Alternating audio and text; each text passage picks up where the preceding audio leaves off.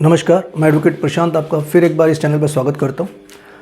आज हम बात करेंगे मेंटेनेंस की, जो वाइफ क्लेम करती है मेंटेनेंस डीवी एक्ट के थ्रू या फिर सेक्शन 24 हिंदू मैरिज एक्ट के थ्रू। हम उसके बारे में बात करेंगे और इसके लिए एक जजमेंट की बात करेंगे। जो जजमेंट है जो सुप्रीम कोर्ट ने दिया है, लोअर कोर्ट से होता हुआ जजमेंट, वो केस गया सुप्रीम कोर्ट तक, मेंटेनेंस जुड़ा हुआ, और सुप्रीम कोर्ट ने क्या टिप्पणी की और क्या जजमेंट पास किया है और लोअर कोर्ट को क्या इंस्ट्रक्शन दिया है, हम इस बारे में बात करेंगे।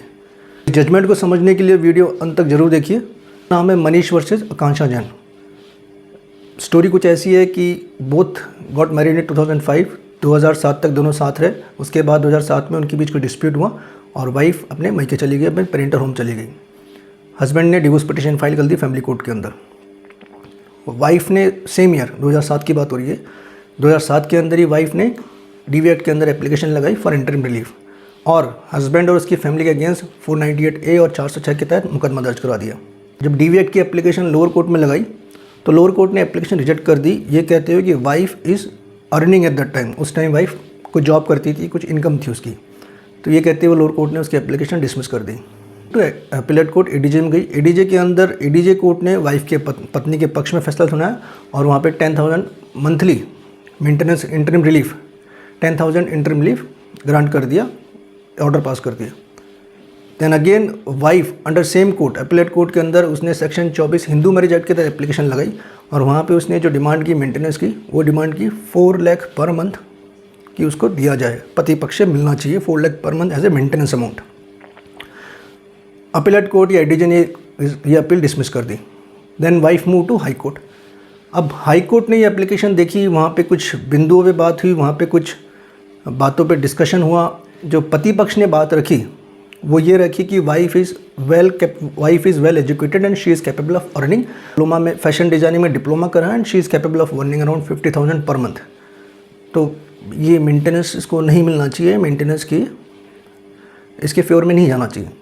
पत्नी ने जो बात कही, पत्नी ने जो अपना पक्ष रखा, उसमें ये था कि जो हस्बैंड है, हस्बैंड की फैमिली काफ़ी एफिलेंट थी, काफ़ी रिच फैमिली से बिलोंग करता था। उसके फैमिली के अपने कुछ बिजनेस थे, उनकी इलेक्ट्रॉनिक का बिज़नेस था और जो पति हैं वो फैमिली बिजनेस में पार्टनर भी था, प्लस फैमिली खुद की, इसके अलावा पति की खुद की पर्सनल प्रॉपर्टीज़ थी और इस बेस पे पत्नी ने अमाउंट क्लेम किया। तो हाई कोर्ट ने पूरा सारी बिंदुओं पे ध्यान दिया और हाई कोर्ट ने कहा कि may be educated she is capable of earning, लेकिन फिर भी पति की नैतिक जिम्मेदारी है कि उसको मंथली मेंटेनेंस देना चाहिए जब तक ये प्रोसीडिंग जो लिटिगेशन प्रोसेस है वो चल रहा है। जैसे डिवोर्स फाइल चल रहा है, डिवोर्स केस चल रहा है, इसके अलावा 498 केस चल रहा है। तो जब तक ये प्रोसीडिंग चल रही है तो उसको प्रोसीडिंग और अपने खर्चे के लिए मंथली मेंटेनेंस देना पति की नैतिक जिम्मेदारी है। और पत्नी के हक में फैसला दे दिया 60,000 पर मंथ मेंटेनेंस अमाउंट, जो कि काफ़ी ज़्यादा है। गुड, वहाँ पे एक पिटीशन फाइल की रिगार्डिंग मेंटेनेंस को लिए, इस मेंटेनेंस को डिसमिस कराने के लिए या कम कराने के लिए। अब सुप्रीम कोर्ट के अंदर भी सेम चीज़ें, सेम बातें हुई। पति पक्ष का एक ही बात कहना था कि वाइफ है, वेल एजुकेटेड है और पहले जॉब कर चुकी है and she is capable of earning.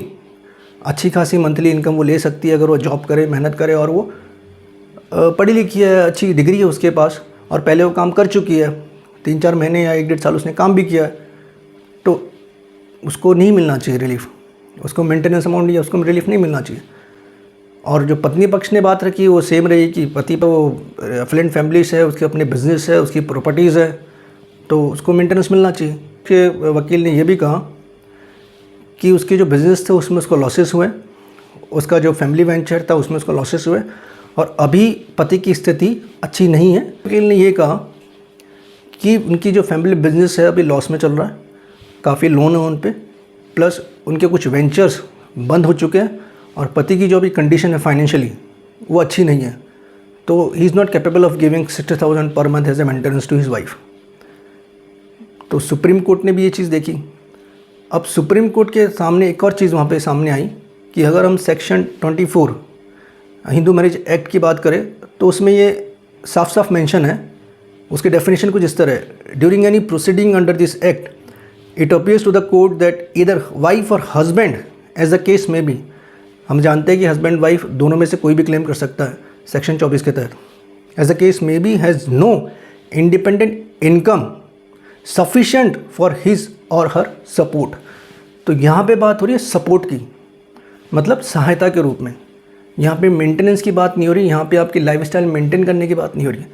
तो सुप्रीम कोर्ट ने ये कहा कि जो ये एक्ट है सेक्शन 24 की हम बात कर रहे हैं, तो इसके हिसाब से यहाँ पे मेंटेनेंस वर्ड का यूज़ ही नहीं किया गया, यहाँ पे सिर्फ सपोर्ट वर्ड का यूज़ किया है। आपको कैसी लाइफस्टाइल जीनी है, उसको मेंटेन करने के लिए आपको खर्चा चाहिए, इसके लिए एक्ट नहीं बना और इस बारे में इस एक्ट में कुछ नहीं कहा गया। तो पत्नी पक्ष की तरफ आया, वाइफ को रिलीफ मिला सुप्रीम कोर्ट से, लेकिन जो अमाउंट है वो 60,000 से ना होकर उसका 25,000 कर दिया।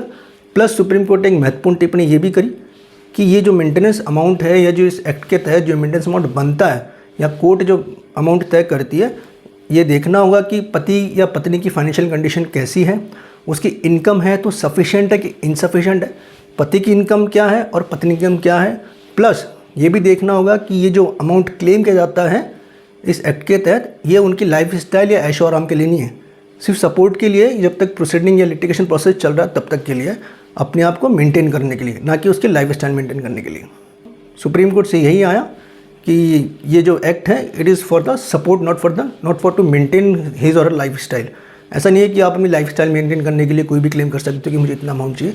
तो सुप्रीम कोर्ट ने उस चीज़ को रिजेक्ट कर दिया, उस चीज़ ये क्लियरिटी सुप्रीम कोर्ट ने रखी फॉर द लोअर कोर्ट्स। मेरा आज का जजमेंट आपको समझ आया होगा। जजमेंट का डिस्क्रिप्शन डिटेल नीचे मेंशन है, आप नीचे पूरा जजमेंट देख सकते हैं, पढ़ सकते हैं, लिंक दिया हुआ है।